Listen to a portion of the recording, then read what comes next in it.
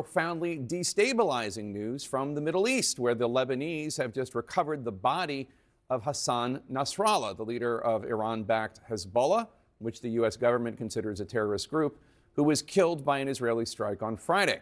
President Biden said the killing gave Nasrallah's victims and their families a, quote, measure of justice. But as Israel struck more Hezbollah targets overnight, President Biden also called for a ceasefire in the region, as U.S. officials watch carefully for Iran's threatened retaliation for Nasrallah's death and the possibility that Israel could move ground forces into Lebanon. Joining me now to discuss, White House National Security's communications advisor, Admiral John Kirby. Admiral, thanks for joining us. So, first of all, is President Biden glad that Israel took this action? I don't think anybody's mourning the loss of Mr. Nasrallah, a known terrorist, a guy with American blood on his hands as well as Israeli blood on his hands. This is a terrorist organization. He was the leader of it. And I think people are safer without him walking around. But they'll try to recover. We're watching to see what they do to try to fill this leadership vacuum. It's going to be tough. That much of their command structure has now been wiped out.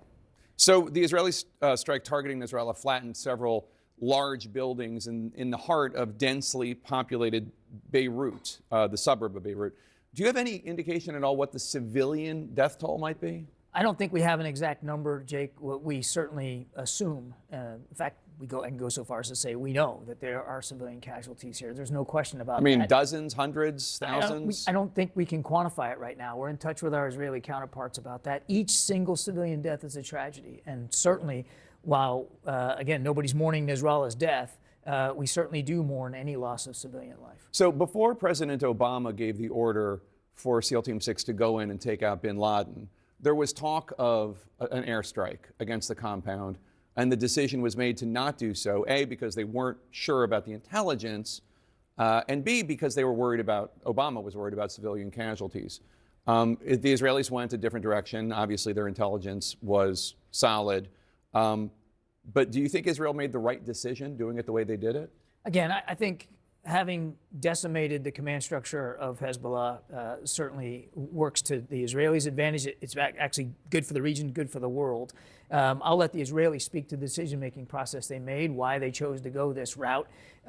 We are continuing to talk to the Israelis about what the right next steps are. And as you rightly said, in the opening here, the president continues to believe that there needs to be time and space for diplomacy. And that means we'd like to see a ceasefire in place so that that diplomacy can breathe.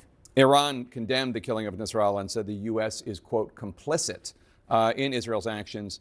How concerned is President Biden about the potential for a direct conflict, a direct military conflict between Israel and Iran, and maybe even involving the United States? Iran certainly has tried any number of things, including recently hacking President Trump's campaign, talking about an assassination attempt on President Trump. How concerned is President Biden about a possible direct confrontation between the U.S. and Iran? We've been concerned almost since the beginning of this conflict about it broadening, widening, becoming a regional war. That's why, again, the president and the G7 leaders just a few days ago talked about calling for a 21-day ceasefire, and everything else that the president's been doing, including, Jake, adding force capability, military forces to the region, is designed to prevent that exact outcome. Now, we'll watch and see. We've seen the rhetoric coming out of Tehran. We'll watch and see what they do. We certainly will make sure that we have the capability to not only defend our troops and our facilities, diplomats and military, as well as Israel itself. If it comes to that, hopefully it won't. There was a State Department spokesman the other day who said that he didn't know of any incident in recent history where escalation led to de-escalation, and that is obviously a concern when it comes to these big strikes by Israel, no matter how abhorrent the targets, if there are civilians that are taken out in the process. Do you agree that escalation seldom leads to de-escalation, as that State Department spokesman said? I think what we would agree on is that there needs to be an effort to de-escalate here. Again, Israel has a right to defend itself and a responsibility to do so. I mean, Hezbollah, under Mr. Nasrallah, was a lethal threat to the Israeli people. They want to get their families back to those homes and kibbutzes in the north. We want to see that too. We believe and continue to believe that an all-out war with Hezbollah, certainly with Iran, is not the way to do that. If you want to get those folks back home safely and sustainably, we believe that a diplomatic path is the right course. The Biden administration, quite frankly, seemed caught off guard by the strike. We were told that the president didn't find out about it until planes were already in the air. When the Secretary of Defense landed at Andrews, he seemed to distance himself from the strike. He said the U.S. was not involved in the operation. And before that, the U.S. thought that there had been buy-in from Prime Minister Netanyahu as to a ceasefire with Hezbollah, but then ultimately he was not on board. How strained are relations between President Biden and Prime Minister Netanyahu? These are two guys that have known each other for 40 years, Jake, and they have never, and I suspect they will never agree on every single aspect of foreign policy and what we're trying to get done in the Middle East. But they do agree on the big thing. And the big thing is the safety and security of the state of Israel, and trying to avoid an all-out war that would put the people of Israel at even greater risk. They agree on that.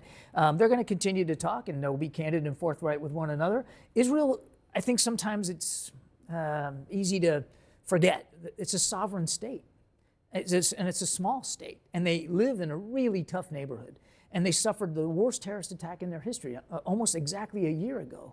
They're under a lot of threat. And we got to make sure that they know that America is going to continue to support them in beating back that threat, that we're going to keep the force capability we need to help defend them if possible. At the same time, have some tough conversations with them about how they do that and what the next steps are going to be. When you say how they do that, what you're talking about is whether or not the Israeli government and Netanyahu do enough to protect civilian casualties, whether or not they do enough to take into account innocent Palestinians, innocent Lebanese. And it doesn't sound as though the Biden administration thinks that Netanyahu is taking that into an account. I would just say that we have had those tough conversations with our Israeli counterparts since almost the beginning. And we have made no bones about the fact that we don't necessarily see the tactical execution the same way that they do in terms of protection of civilian life. But the U.S. keeps giving them weaponry to carry out these attacks.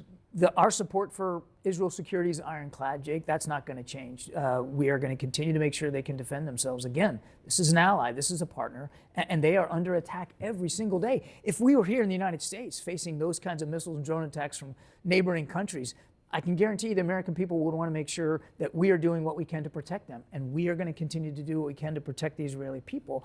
But that doesn't mean, back to your first question about the relationship, that these two men who've known each other a long time aren't capable of having tough conversations with one another, and President Biden will continue to stand up for the right to protect civilian people and civilian infrastructure.